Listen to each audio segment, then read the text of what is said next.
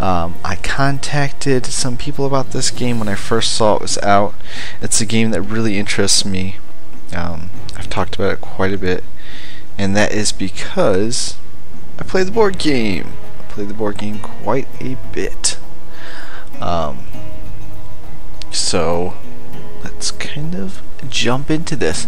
I just did like a scenario just for a quick minute just to make sure that everything worked fine and I remember the game as it would be. Ooh, I don't know if you guys can hear me. Hold on 1 second. I may be kind of bumped up quite a bit on the mic. Let me stop this and I'll come right back. Well, let's just actually keep talking. I'll open it in Twitch myself, because I have a tendency to not keep this open all that much. We'll see. Oh, you can. Okay, never mind. Being told I can be heard. Alright, so let's just jump into this. We'll go straight into the... I need to minimize this so I don't get too preoccupied with it. Okay. So yeah, let's go to campaign. Ooh, should we do seafarers or cities and knights? Seafarers set sail for new adventure. Improve your skill in the seafarers campaign. Become harbor master across deserts and unknown regions of Catan. Oceans. Wow, that is a huge space. Discover new islands and a new game element like ships, goldfields, treasures, and pirates ahoy! What do you guys think? I'll read the next one.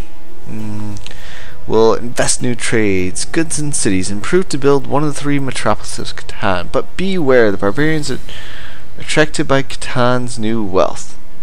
Wow, the apostrophes must be broken, I guess. You'll need your best knights to fend them off. Extra victory points will be awarded for the commander of the strongest knight. Well, no one really said anything, so I'm going to go with C first because I've never played cities and knights before. We're not female. We're not old. We're not young. Ooh. Yeah, this guy will do. Right. There we go. Right there. We're always red. That is my color of choice on Catan, and everyone that I play with knows it. Taking a drink of coffee. I started this gaming thing at 8 AM yesterday morning. It's 2 AM today. So I've pretty much been playing games forever for Riley's Children's Hospital to raise money for the kids, and the link is in the description or in the title. See.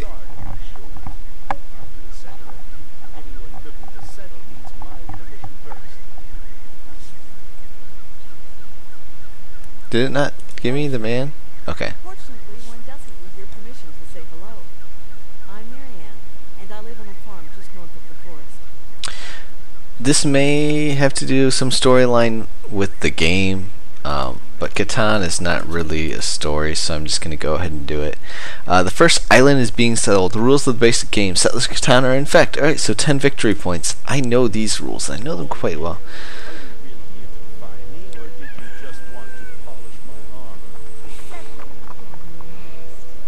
Alright, so it looks like this is very much the basic board in here.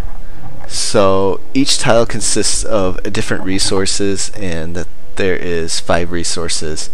I don't know if you guys can see my mouse, but down here by my character there's 5 resources. The first one is wood, then there's brick, sheep, wheat, and ore. Different people call them different things. I've heard ore called as stone and wood called as lumber. But this bottom one where the 6 is, I really hope you guys can see my mouse. Yeah, you can. Okay, good. This bottom one, the 6 down here is wood. So we have the 6, 5, 11, 4 is wood. All pretty good numbers. And then the brick is this orange. It kind of matches the background of these numbers. So we have the 4, 3, 8. Those are alright numbers. We kind of want to get on the 8th, as this guy already did. If we're getting on it, the sheep are 3, 10, 6, 2. You really don't normally need great numbers for sheep, as long as there's 1, maybe 2 numbers. And then we have the 6 and the 10. Because sheep really isn't used for too much in the game. It's used for a couple things, but not a whole lot. Pretty much ends up getting used for trades. Excuse me. Okay, and then we have the wheat, which is the yellow background. We have 9, 12, 10, 8. All pretty good numbers, except for the 12. And wheat is really important. You're going to need a lot of wheat in the game to try and make it anywhere. So I'm going to try and want to get on wheat, and then there's ore, which is 9, 5, and 11. If you guys paid attention, there are 4 of most resources. There's 3 of brick and ore, so those really aren't as plentiful. So when you place, you got to kind of keep that in mind of what you're doing and what's accessible to you. Each one of these numbers has dots, and this is even on the board game, has dots underneath, and it will match up according to, if you roll the dice 36 times, how likely it is to get that number. So like, if you roll the dice 36 times, statistically you'll get 12 once, or 2 once, but you get 4 3 times. You'll get 6 5 times. 6 and 8 are in red, because they're statistically the most often hit numbers. So if you're going just off statistics on this game, you're going to want high clusters. So you're going to want where there's probably a 6 and an 8 nearby, or this spot right here is really good because you have the 9, 10, and 6. Another thing that makes this spot really good is that you have that ore number.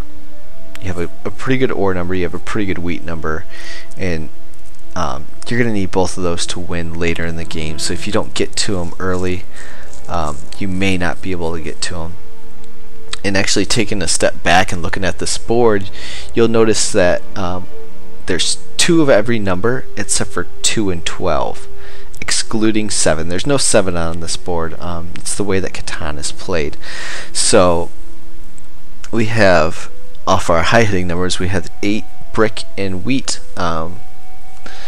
And then we have for 6s, there's 1 6, and then we have the sheep. So we have the wood and the sheep. So ore is not really on one of the high hitting numbers, but we have it on 5 and 9. So those are still pretty good numbers. So every resource should be flowing, hopefully. And then it just kind of goes statistically. 7 is going to hit the most. It's going to hit, I think, what is that? That's 5. It's 6, right? It's 1/6 of the time. It just kind of spans out from there. So 6 and 8 match up, 5 and 9 match up, 4 and 10 match up, and just goes out all the way to 2 and 12. So if you kind of just remember, if you want to count up or you want to count down, you can just easily figure it out from there. I'm going to end up going here, but I'll explain a little bit more of why I'm going to go here. I can't really explain for what I think that the computers are going to do, because I have a tendency to play more against the people than I actually do play the game. I play it for enjoyment. So, can I scroll on? Okay, good, I can. Oh, and I can rotate this around to kind of get a better look. So, right there's almost perfect. Okay, so the reason that I want to do this 9 is I want to get on the ore early, so I can get at least 1 placement there. And what I'm going to do is, I have a tendency to build out if I build on my first placement, because there's less likelihood that someone's going to build either here or here. So what I'm going to do is I'm going to build here. But on this one, I'm going to go in, and I'm going to go towards the desert in hopes that no one really goes here or here, which really wouldn't be all that great placements. But I really don't know how these people play also. Because you get a settlement, and for each time you have a settlement here, when your number hits, you'll pick up one resource. So I'm going to have one settlement. Later change this into a city and get another settlement on this 9. So every time that a 9 hits, I'll pick up 3 ore. And then the matching resource for this 9 is also this wheat. And so if I can get a city over here and a settlement and a city over here, every time a 9 hits, I'll be able to pick up basically a city and kind of just steamroll my way to victory without having to worry about too much of the other things.